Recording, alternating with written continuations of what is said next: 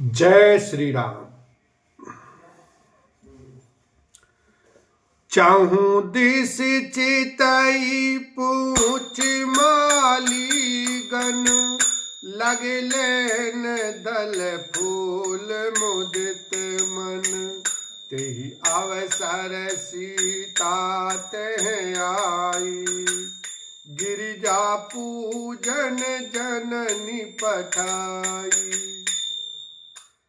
चारों ओर दृष्टि डालकर और मालियों से पूछकर वे प्रसन्न मन से पत्र पुष्प लेने लगे। उसी समय सीता जी वहां आई।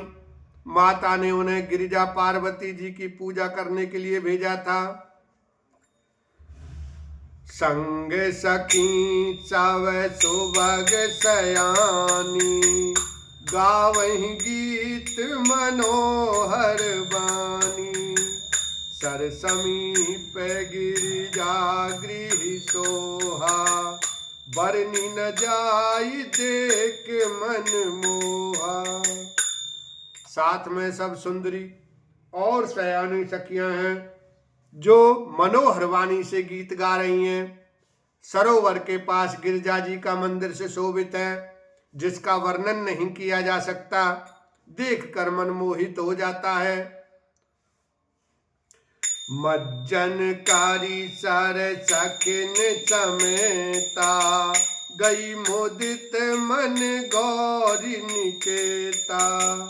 पूजा कीन अधिक अनुरागा, निज अनुरूप सुभक वर मांगा। सखियों सहित सरोवर में स्नान करके सीता जी प्रसन्न मन से गिरिजा के मंदिर में गईं। उन्होंने बड़े प्रेम से पूजा की और अपने योग्य सुंदर वर मांगा। एक सखी सिय संग बिहाई, गई रही देखन फुलवाई। तेहि दो बंधु बिलो के जाई, प्रेम विवश सीता पही आई। एक सखी सीता जी का साथ छोड़कर फुलवाड़ी देखने चली गई। उसने जाकर दोनों भाइयों को देखा और प्रेम में विहल होकर वह सीता जी के पास आई।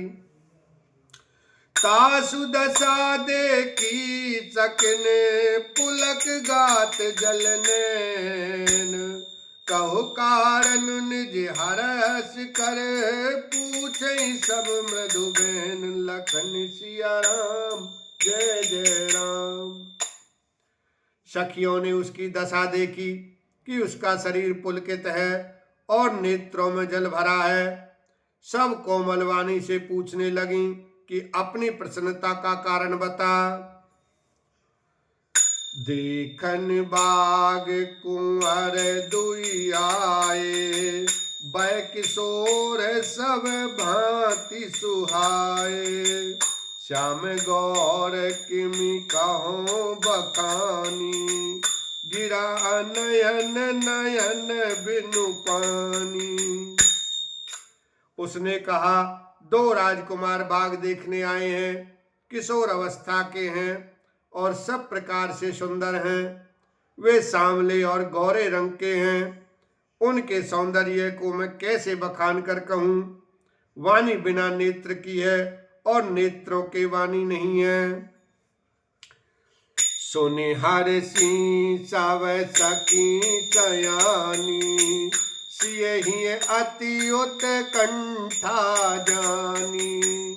एक कहे नृप सुत तेई आली, सुने जे मुनि संग आए काली।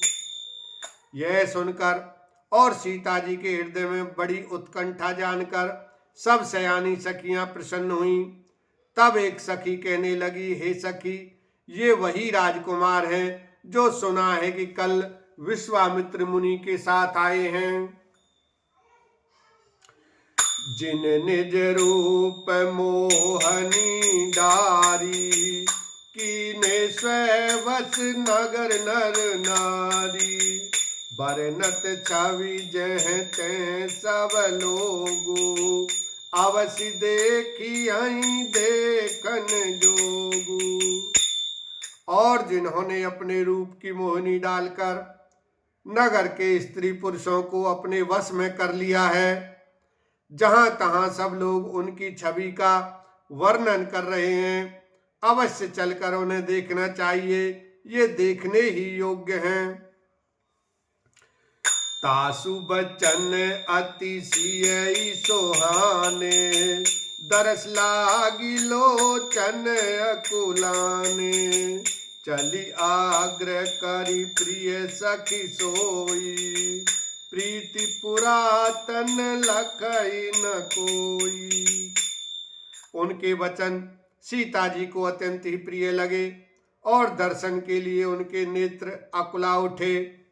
उसी प्यारी सखी को आगे करके सीता जी चली। पुरानी प्रीति को कोई लख नहीं पाता। सुमिर सिय नारद बचन, उपजी प्रीति पुनीत। चकित बिलोकति सकल दिशि, जन शिशु मृगी सभीत। लखन सिया राम जय जय राम। नारद जी के वचनों का स्मरण करके सीता जी के मन में पवित्र प्रीति उत्पन्न हुई। वे चकित होकर सब ओर इस तरह देख रही हैं, मानो डरी हुई मृग छौनी इधर उधर देख रही हो। कंकन किंकिन नूपर धुन सुन, कहत लखन सन राम हृदय गुनि। मानहु मदन दुदुम्बी दीनी, मनसा विश्व विजय के कीनी। कंकन, हाथों के कड़े, करधनी और पाजेब के शब्द सुनकर श्री रामचंद्र जी हृदय में विचार कर लक्ष्मण से कहते हैं, यह ध्वनि ऐसी आ रही है मानो कामदेव ने विश्व को जीतने का संकल्प करके डंके पर चोट मारी है। अस कई फिर चितये ओरा, सिय मुख शशि भय नयन चकोरा। भय बिलोचन चारु अचंचल, मनो सकुच निमित जे दिगंचल। ऐसा कहकर श्री राम जी ने फिरकर और सोर देखा। श्री सीता जी के मुख रूपी चंद्रमा को निहारने के लिए उनके नेत्र चकोर बन गए, सुंदर नेत्र शिथिर हो गए, टकटकी लग गई, मानो निमि जनक जी के पूर्वज ने, जिनका सबकी पलकों में निवास माना गया है, लड़की दामाद के मिलन प्रसंग को देखना उचित नहीं, इस भाव से सकुचाकर पलकें छोड़ दी, पलकों में रहना छोड़ दिया, जिससे पलकों का गिरना रुक गया। बोलो सियावर रामचंद्र की जय, उमापति महादेव की जय।